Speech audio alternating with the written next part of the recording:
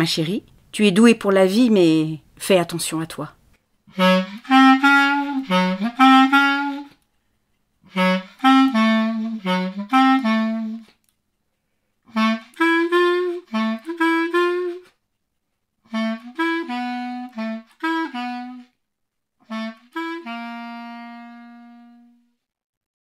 La revue Rue Saint-Ambroise et l'association Rue du Conservatoire vous proposent Terminus de Lina Mellul. Nouvelle extraite du dernier numéro de la revue Rue Saint-Ambroise, numéro 53, à paraître le 8 juin 2024. Lectrice Alison Ornus, musique Charlie Nelson.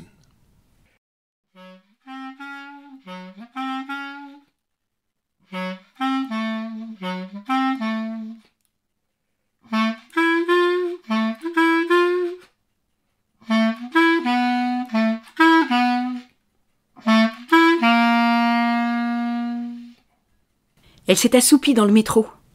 En s'endormant, sa tête s'est affaissée sur l'épaule de son voisin, qui n'a pas osé se dégager ni descendre à son arrêt habituel. Le train arrivait à son terminus. Elle se réveille, déconcertée par l'étrangeté de la situation. Elle met un temps à retrouver ses esprits. Cette odeur étrangère, citronnée et épaisse, elle avait le nez dans ses cheveux. « Désolée, je me suis endormie. » Il ne répond pas, ébauche un sourire angélique sans la regarder. En descendant de la rame, elle voit sa canne blanche. Ils semblent pourtant s'orienter sans difficulté. Ils cheminent ensemble, sans se parler, puis elle lui demande « Vous habitez dans le coin ? On est où ? Au château de Vincennes ? Non. Vous voulez que je vous raccompagne ? Si vous voulez. Mais on peut aussi marcher un moment. C'est agréable, ces odeurs boisées. » La pénombre commence à les envelopper. Elle aime respirer l'atmosphère printanière du bois, dit que sa grand-mère habitait par là déjà, qu'elle est revenue vivre ici en pensant à elle, à tout ce qu'elle lui avait transmis, le goût des fleurs, des chants d'oiseaux, des arbres qui consolent. Il acquiesce, le sourire toujours au coin des lèvres. Il devine le jour qui décline, lui demande de décrire le coucher du soleil. Elle dit les arbres qui noircissent, le ciel qui s'enflamme. C'est un peu rose par endroits, les nuages surtout, qui dessinent des contours plus nets, des formes incongrues, évocatrices. Il demande ce que les nuages racontent. Des animaux qui chahutent, peut-être ? Une biche qui se prélasse. Un bébé ours. Ça le repose de ses recherches sur les traumatismes de guerre. Il a envie de continuer le chemin avec elle. Alors, il marche un moment dans le silence de ce bois humide, dans la fraîcheur de la tombée de la nuit. Il croise des prostituées. Est-ce que vous pensez qu'on peut choisir ce métier ? Elle se raconte un peu, les enfants qui s'en vont, le trou énorme que ça fait, l'espace aussi que ça laisse. La fatigue parfois de tout recommencer après l'amour déçu. Il ne connaît pas cette vie avec les enfants. C'est dommage. Mais le grand amour, il en conserve un souvenir intense et une texture soyeuse. Ça la rassure qu'il parle avec fidélité de son passé. Elle ose le regarder davantage. Ses traits fins et ses cheveux longs lui donnent un air de douceur vagabonde. Ils finissent par arriver chez elle, une petite maison qui ouvre sur un patio méditerranéen. Les jasmins dégagent des effluves tendres et enchanteurs. Elle ouvre une bouteille de rosé sur la terrasse. Il raconte son arrivée en France, la fuite dans sa tête. Les senteurs et la lumière du sud, puis sa vie festive à Paris, malgré la dèche. Le froid des hivers mal chauffés. Son doctorat à la Sorbonne. Les ravissements de la frénésie intellectuelle. Cette liberté nouvelle. Les exigences aussi de la vie universitaire. Les mains de cet homme la captivent. De longs doigts qui semblent danser en accompagnant la mélodie des mots. Elle a toujours trouvé que les mains révélaient une part secrète de l'âme. Celle qui évoque l'avidité des rapaces, les ongles longs, courbés. Les mains charnues et marquées par le travail manuel, robustes. Celles qui n'ont jamais fait la vaisselle et restent intactes, gracieuses, vierges de tout effort. Toutes lisses. Certaines sont naïves et authentiques, d'autres abîmées ou veineuses. Comme celle des parents vieillissants, des mains chargées d'épreuves. On imagine que jamais on n'aurait les mêmes. Jamais on ne vieillira.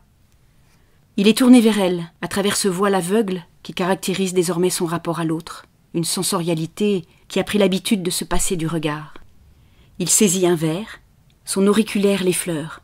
Il trinque joyeusement. À la vie. Il lui raconte ensuite ses aventures de voyage, le stop aux États-Unis, le conducteur qui les a plantés sur le bord de la route, lui et son ami, une fois les sacs à dos déposés dans sa voiture, partis en les laissant dépouillés de tout. Le shérif ensuite, qui a recueilli leurs plaintes, comme dans un western. Un monde éternellement désuet en dépit de sa modernité. L'Amérique du Sud, pleine encore de ses racines préhispaniques, ses couleurs vives, sa nature foisonnante et son peuple accueillant, ses rythmes enflammés et ses territoires sauvages. La tonalité chantante de la langue, si hospitalière. Un mélange de dépaysement et de familiarité. La désolation aussi, devant la réalité des favelas et des narcotrafics. Et puis la vie craintive ensuite, quand l'obscurité s'est imposée. Elle est séduite, mais reste en silence pour modérer l'enthousiasme, éviter l'emballement vers des fantasmes d'absolu. C'est difficile de résister. Elle entend pourtant le murmure de sa mère disparue qui lui dirait « Ma chérie, tu es douée pour la vie, mais fais attention à toi. » Il est temps de rentrer, il va appeler un taxi. « Tu veux rester ?»« La prochaine fois. »« Je ne connais pas ton nom. Diego. »« Moi, c'est Sarah. »« C'est beau.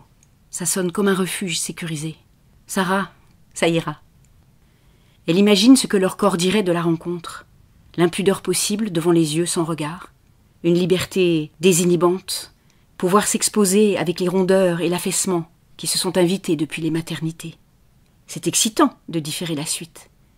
Elle va s'endormir avec ce reste d'ivresse, un frisson de désir pour un ange inconnu, une fenêtre ouverte sur l'horizon.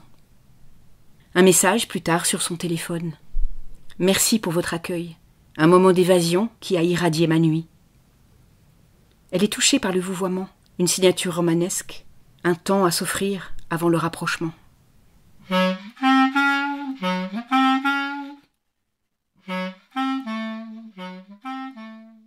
Il se retrouve au Bataclan pour un concert de bonga. C'est lui qui a pris les places. Elle est transportée par la vitalité généreuse de l'artiste, par les sonorités enveloppantes d'une musique qui emmène vers des contrées ancestrales.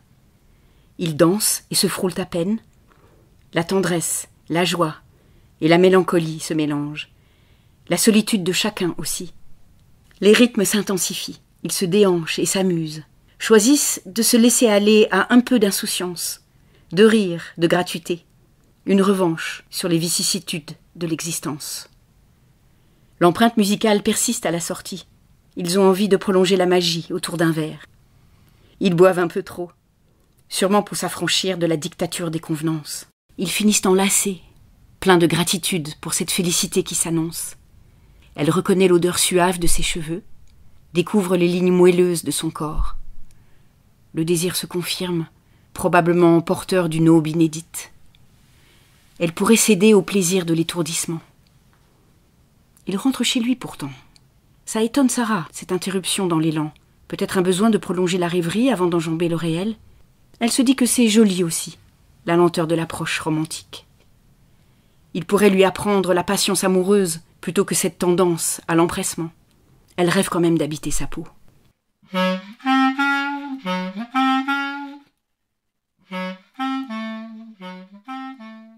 D'habitude, quand les enfants viennent déjeuner, elle anticipe les préparatifs, déploie une grande énergie à tout faire bien, une cuisine créative, une table festive, se trouver prête et belle quand ils arrivent.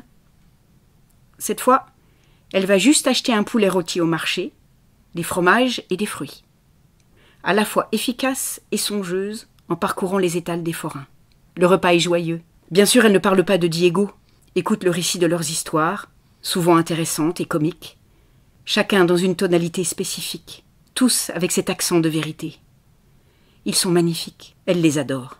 Elle pense qu'elle a de la chance de partager des moments de cette qualité avec ses enfants adultes. Après leur départ, elle s'assoupit un moment. La nuit a été brève et agitée. Elle est réveillée par la sonnerie de son téléphone. Une voix sombre et grelottante. « Bonjour, je suis la femme de Diego. J'ai trouvé votre numéro sur son portable. Il a fait un AVC cette nuit.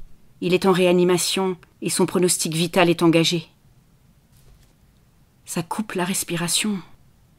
Un rêve qui s'effondre. Un amour qui expire avant d'avoir vu le jour.